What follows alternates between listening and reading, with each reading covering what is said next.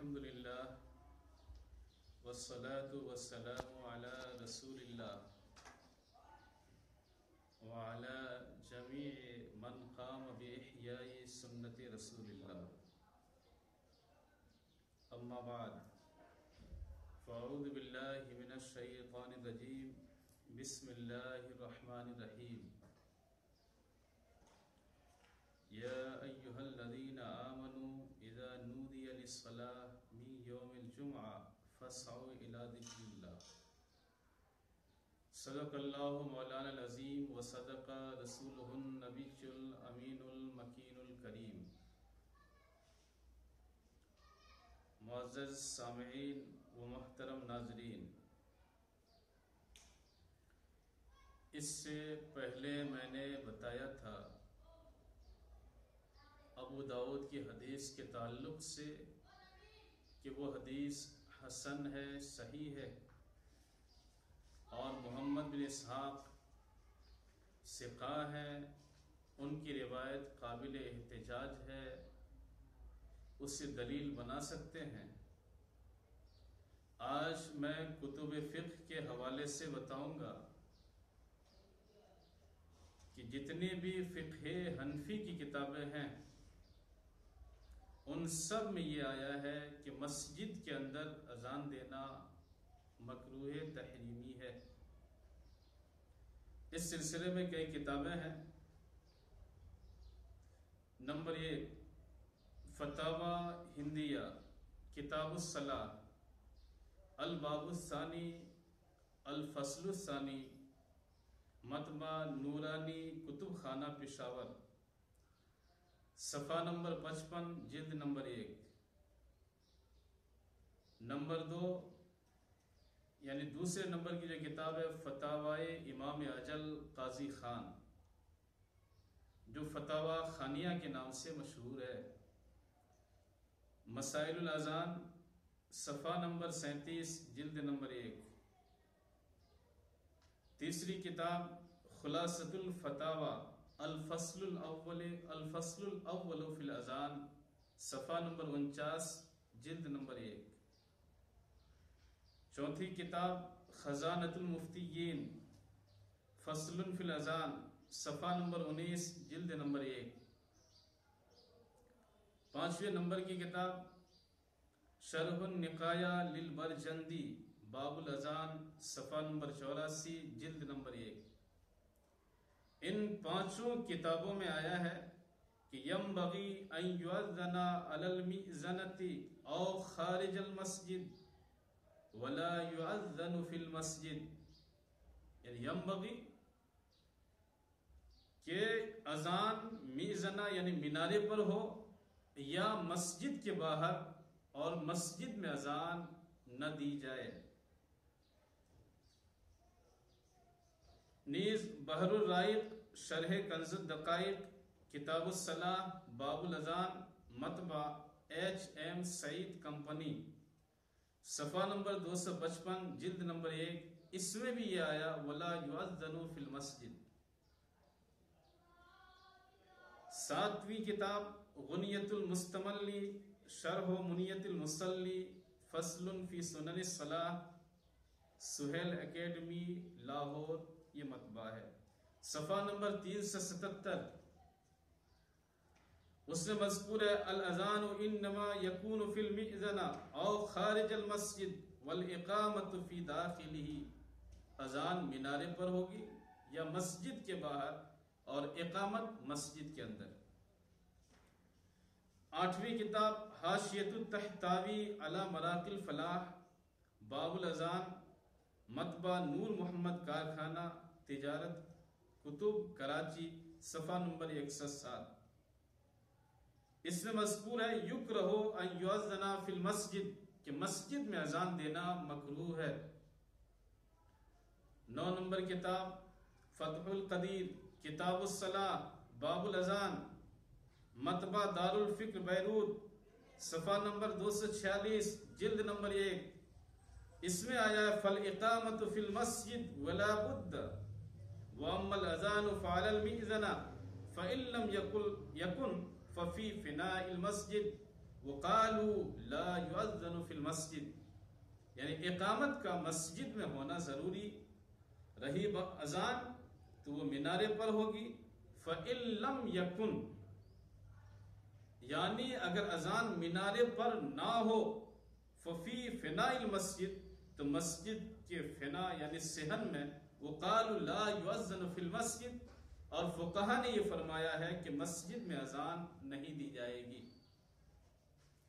نیز اسی فتح القدیر کتاب الصلاۃ باب الجمعہ صفحہ نمبر 58 جلد نمبر 2 اور مطبع وہی دار الفکر بیروت، اس میں یہ آیا ہے کہ ہوا ذکر اللہ فی المسجد، یعنی اذان یہ ذکر اللہ ہے فی المسجد، مسجد میں.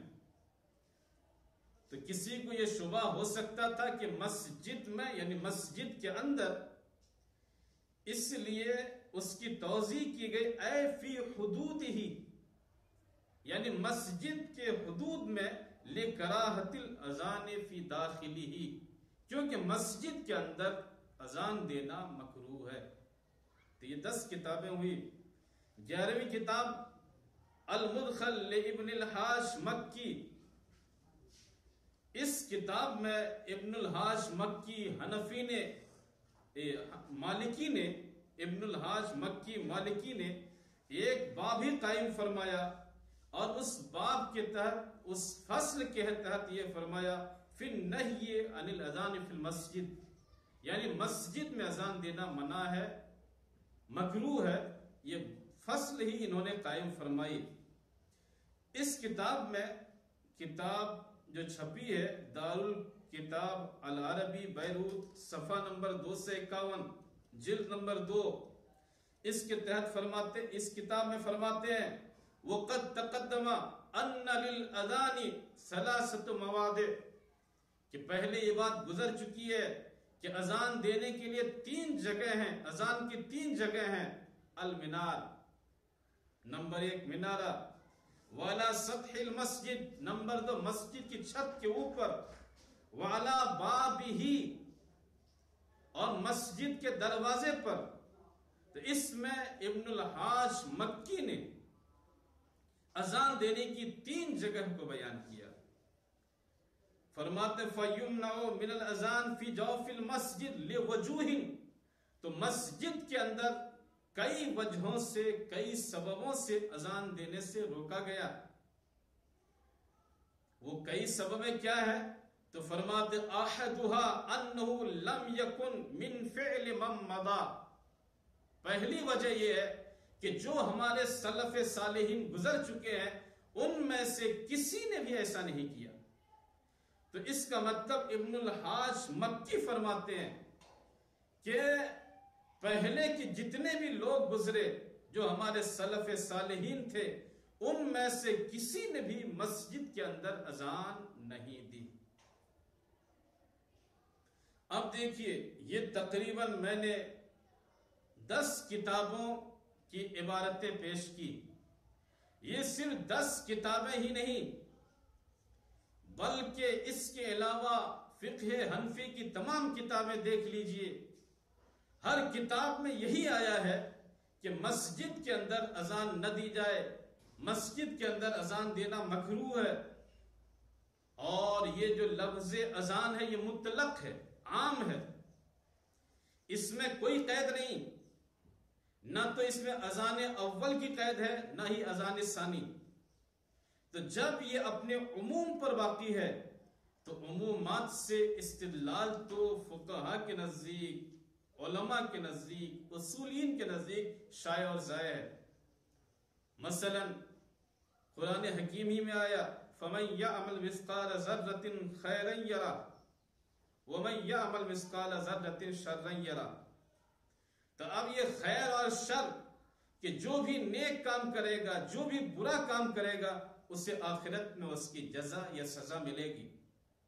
تو یہ بھی آیت کریمہ اپنے عموم پر ہے. تو جس طرح سے یہ آیت کریمہ عام ہے، ٹھیک اسی طرح سے یہ جتنی کتابیں ہیں تمام کتابوں میں اذان کا لفظ ہے. جب یہ اذان عام ہے، مطلق ہے، تو اب اس کو خاص کر دینا یا اس میں تخصیص پیدا کر دینا یا اس کو تقیید کر دینا، اس کے اطلاق کو ختم کر دینا، یہ کسی طرح سے بھی جائز یا ٹھیک نہیں ہے۔ اچھا، اور پھر میں نے فتح القدیر کتاب الصلاح سے صفحہ نمبر 246 جلد نمبر 1، اس کی وہ عبارت قابل غور ہے۔ اس میں انہوں نے فرمایا وَأَمَّا الْأَذَانُ فَعَلَى الْمِئْذَنَ فَإِن لَّمْ يَكُن یکن کا لفظ ہے، تکن نہیں۔ اگر تکن کا لفظ ہوتا تو مطلب یہ ہوتا فَإِن لَّمْ تَكُن أَيْ الْمِئْذَنَ، یعنی اگر مینارہ نہ ہو، تو یہاں پہ یکن ہے، تکن نہیں، تو فَإِن لَّمْ يَكُن اگر نہ ہو، یعنی فَإِن لَّمْ يَكُنِ الْأَذَانُ عَلَى الْمِئْذَنَ، یعنی اذان اگر مینارے پر نہ ہو تو ایسی صورت میں وہ اذان کہاں دی جائے گی؟ ففی فناء المسجد، مسجد کے صحن میں، مسجد کے اندر نہیں، جوف مسجد میں نہیں۔ بہرحال یہ بتایا کہ اقامت مسجد کے اندر ہوگی، اذان مینارے پر، مینارہ نہ ہو تو صحن مسجد میں۔ اب جب اتنی سی بات ہو گئی کہ مسجد کے اندر اذان نہیں، تو پھر وہ فرماتے ہیں لا یؤذن فی المسجد، وقالوا لا یؤذن فی المسجد، کہ فقہ نے یہ فرمایا کہ مسجد کے اندر اذان نہیں دی جائے گی۔ تو جب پہلے سے یہ بتا دیا کہ اذان کہاں ہوگی، مینارے پر ہوگی، صحن مسجد میں ہوگی، اب پھر یہ کہنا لا یؤذن فی المسجد، تو یہ بتا رہا ہے کہ یہاں پر اذان خطبہ ہی کی طرف اشارہ ہے۔ نیز فتح القدیر کی میں نے جو دوسری عبارت پڑھی، اس میں علامہ ابن الحمام حنفی نے جو فرمایا باب الجمعہ میں یہ بتایا کہ باب الجمعہ میں فرما رہا وہ ہوا ذکر اللہ فی المسجد اے فی حدودہ لکراہت الاذان فی داخلہ۔ تو کتاب الجمعہ میں، باب الجمعہ میں یہ بتانا کہ مسجد کے اندر اذان دینا مکروہ ہے، یہ بھی اسی بات کی طرف اشارہ ہے کہ یہاں چاہے جو بھی اذان ہو، اذان اول ہو یا اذان ثانی ہو، جو بھی اذان ہے وہ مسجد کے اندر دینا مکروہ ہے، وہ جائز نہیں ہے۔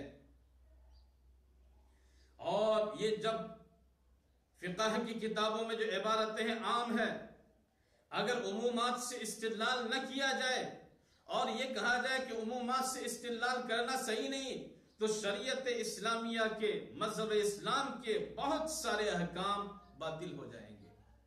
اس لیے عمومات سے استدلال کرنا شائع اور ضائع ہے۔ اب کچھ ہمارے محبین وہ یہ کہتے ہیں کہ جو جمعہ کی اذان ثانی ہے اس میں کہیں تو یہ لکھا نہیں کہ جمعہ کی جو اذان ثانی ہے وہ دینا مسجد کے اندر جائز نہیں، تو ہم نے تو اس کا جواب دے دیا۔ اور اگر اب بھی کہے تو یہ تو ان کی جہالت ہے کہ انہیں معلوم ہی نہیں ہے کہ عمومات سے استدلال کرنا ہمارے فقہا کے نزدیک، علماء کے نزدیک شائع اور ضائع ہے۔ اچھا، کچھ لوگ یہ بھی بولتے ہیں کہ جمعہ کی جو پہلی اذان ہے وہ تو اعلان کے لیے ہے، لاستحضار الغائبین، جو حاضر نہیں ہے انہیں بلانے کے لیے۔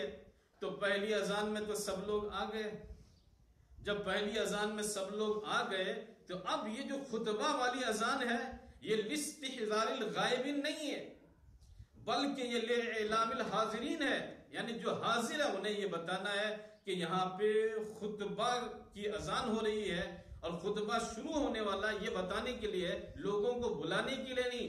اس لیے یہ جو اذان ہوگی خطبہ والی اذان وہ مسجد کے اندر، باہر نہیں۔ اچھا، اگر ہم یہ مان لیں، اور یہ بھی عجیب اتفاق ہے کہ کچھ لوگ وَإِذَا نُودِيَ لِلصَّلَاةِ مِن يَوْمِ الْجُمْعَةِ، دو طرح کے لوگ ہیں۔ کچھ لوگ تو یہ مانتے ہیں کہ حضور کے زمانے میں، حضرت ابو بکر کے زمانے میں، حضرت عمر فاروق کے زمانے میں، حضرت عثمان غنی کی ابتدائی خلافت تک، جب تک ایک اذان تھی، یہ مسجد کے دروازے پر ہوتی تھی. اور کچھ لوگ یہ بولتے کہ نا جب ایک اذان بھی تھی تب بھی وہ منبر کے سامنے امام کے سامنے پہلی صف میں اذان ہوتی تھی. اگر ہم یہ مان لیں تو ان لوگوں کی عبارتوں میں کافی تناقض اور استحالہ لازم آئے گا.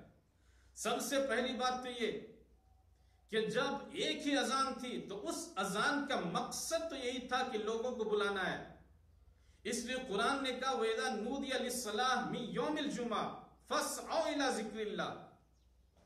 تو جب جمعہ کے لیے جمعہ کے دن اذان دی جائے، نودیہ للصلاۃ، جمعہ کی نماز کے لیے اذان دی جائے، بلایا جائے، ندا کا لفظ ہے، آواز دینے کا لفظ ہے، بلانے کا لفظ ہے، تو اب مسجد کے اندر دینا یہ تو کسی طرح سے بھی صحیح نہیں. اچھا، اب یہ بھی قابل غور ہے کہ فَاسْعَوْا کا لفظ ہے کہ جب جمعہ کے لیے اذان دی جائے فَاسْعَوْا، تم لوگ ذکر اللہ کے لیے آؤ. اور جب مسجد کے اندر اذان ہوگی اور ایک ہی اذان ہو تو پھر ایسی صورت میں فَاسْعَوْا إِلَى ذِكْرِ اللَّهِ پہ عمل کیسے ہوگا؟ کیونکہ وہ لوگ تو پہلے ہی سے مسجد کے اندر ہیں. اس لیے فَاسْعَوْا کا لفظ بھی بتا رہا ہے کہ جب ایک اذان تھی تب بھی جو جمعہ کی اذان ثانی ہے، خطبے والی اذان ہے، وہ مسجد کے دروازے پر ہوتی تھی. اچھا، اب اگر یہ اگر مان بھی لیا جائے کہ دوسری اذان کا مقصد یہ جو حاضر ہیں انہی لوگوں کو بتانا ہے، تو ایسی صورت میں تو بہت ساری پریشانیاں لازم آئیں گی.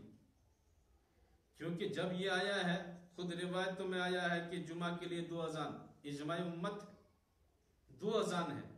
تو اب اگر اذان کا مقصد ہی یہاں پہ ہٹا دیا جائے، فوت کر دیا جائے، تو یہ اذان تو بلا معنی ہو جائے گا. مثلا لوگوں میں اعلان کے لیے نہ ہو، لوگوں کو بلانے کے لیے نہ ہو، حاضرین کو بتانے کے لیے ہو، تو جو اذان کا مقصد ہے وہ سرے سے ختم ہو جائے گا. اب دیکھیے، ہم یہ بتا رہے ہیں کہ جمعہ کی 2 اذان ہے، اور اذان کا خود معنی ہے اعلان، یعنی اعلان کرنا، لوگوں کو بلانا. اس کی تائید بحر الرائق، کتاب الصلاح، باب الاذان، مطبع HM سعید کمپنی کراچی، صفحہ نمبر 263، جلد نمبر 1 میں ہے. لِأَنَّ تَكْرَارُهُ مَشْرُوعٌ لِأَنَّهُ لِإِعْلَامِ الْغَائِبِينَ فَتَقْرِيرُهُ مُفِيدٌ لِاحْتِمَالِ عَدَمِ سِمَاعِ الْبَعْضِ بِخِلَافِ تَكْرَارِ الْإِقَامَةِ إِذْ هُوَ غَيْرُ مَشْرُوعٌ. مطلب کہ اذان کو 2 بار دینا اس کا ثبوت شریعت سے ہے، کیونکہ اذان کا مقصد ہے لِإِعْلَامِ الْغَائِبِينَ، جو لوگ نہیں آئے ہیں انہیں بتانے کے لیے. فَتَقْرِيرُهُ مُفِيدٌ، تو اذان کو 2 بار دینا جیسے جمعہ میں، یہ 2 بار دینا مفید ہے، فائدہ مند ہے. کیوں؟ لِاحْتِمَالِ عَدَمِ سِمَاعِ الْبَعْضِ، کیونکہ ہو سکتا ہے کہ پہلی اذان میں کچھ لوگوں نے نہ سنا ہو تو وہ دوسری اذان سن کر کے آ جائیں گے. اب دیکھیے یہ بحر الرائق میں مذکور ہے. تو اب اگر مسجد کے اندر منبر کے سامنے پہلی صف میں اذان دی جائے تو جو لوگ غائب ہیں ان تک آواز کیسے پہنچے گی؟ اس لیے یہ عبارت بھی بتا رہی ہے کہ مسجد کے اندر نہیں، جوف مسجد میں اذان نہیں ہوگی بلکہ باہر. اور بالفرض اگر یہ مان بھی لیا جائے کہ دوسرے اذان کا یہ مقصد ہے کہ لوگوں کو یہ بتانا ہے کہ خطبہ شروع ہو رہا ہے، تو وہاں آگے ضرورت نہیں، کیونکہ جو لوگ سامنے وہ تو امام صاحب کو ایسے بھی دیکھ لیں گے کہ منبر پہ بیٹھ گئے، ایسے آٹومیٹک سمجھ جائیں گے خطبہ شروع ہونے والا ہے. تو ان لوگوں کے لیے باہر والوں کو زیادہ ضرورت پڑتی ہے بتانے کے لیے. تو اس لیے کسی بھی صورت میں مسجد کے اندر پہلی صف میں یہ اذان ثانی نہیں بلکہ مسجد کے باہر. اب ہم یہ بتائیں کہ اصل میں مسجد کا لفظ جب بولا جاتا ہے، میں نے پہلے کلپ میں یہ وعدہ بھی کیا تھا کہ جب مسجد کا لفظ بولا جاتا ہے تو عرف عام میں اطلاقات میں 3 طرح سے بولے جاتے ہیں. جب مسجد کا لفظ بولا جاتا ہے اس کا اطلاق 3 معنی پر ہوتا ہے. پہلا معنی ہے موضع الصلاۃ، نماز پڑھنے کی جگہ، اسے مسجد بولتے ہیں۔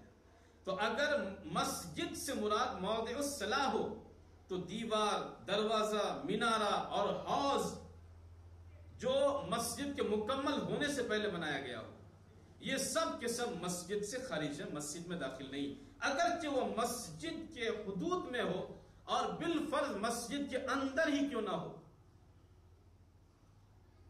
یہ مسجد کا ایک اطلاق ہوا موضع الصلاح۔ مسجد کا دوسرا اطلاق ہے الارض مع البنا، یعنی جو بھی عمارت بنی ہے، جو وہاں کی زمین ہے، ان سبوں پر مسجد کا اطلاق کیا جائے، یہ مسجد کا پہلا اطلاق، دوسرا اطلاق ہو۔ اور مسجد کا تیسرا اطلاق ہوتا ہے فنائی مسجد، یعنی مسجد کی جو باہر کی جگہ ہے۔ یہ تینوں اطلاقات ہمیں کتابوں میں ملتے ہیں۔ مثلا دیکھیں، قرآن حکیم میں آیا ہے، یہ سورہ توبہ سورہ نمبر 9 آیت نمبر 18، اس میں مذکور ہے کہ اللہ عز و جل نے ارشاد فرمایا انما یعمر مساجد اللہ من آمن باللہ والیوم الآخر، کہ اللہ کی مسجدوں کو آباد کون کرتے ہیں، نماز کون پڑھتے ہیں مسجدوں کے اندر، ذکر و اذکار کون کرتے ہیں، تو وہ لوگ جو اللہ پر اور روز آخرت پر ایمان لائے۔ تو یہاں پر جو مساجد اللہ ہے، اس سے مراد یہ جو دو کھمبوں کے بیچ میں جگہ ہے وہ مراد نہیں، اس سے جو دروازہ ہے وہ مراد نہیں، یہاں پہ موضع الصلاح مراد ہے، جو نماز پڑھنے کی جگہ۔ اور جو دوسرا اطلاق ہے اس کے بارے میں خود قرآن حکیم سے دیکھتے ہیں، سورہ حج سورہ نمبر 22 آیت نمبر 40، اس میں آیا لَهُدِّمَتْ صَوَامِعُ وَبِيَعٌ وَصَلَوَاتٌ وَمَسَاجِدٌ، کہ یہ گرجا گھر، دوسرے مذہب کی جو عبادت گاہیں، وہ مسجدیں لَهُدِّمَتْ توڑ دی جائیں، منہدم کر دی جائیں۔ تو جو منہدم ہوتی ہے وہ موضع الصلاح نہیں، نماز پڑھنے کی جگہ نہیں، بلکہ جو عمارت ہے، جو بلڈنگ ہے، وہ توڑی جاتی ہے۔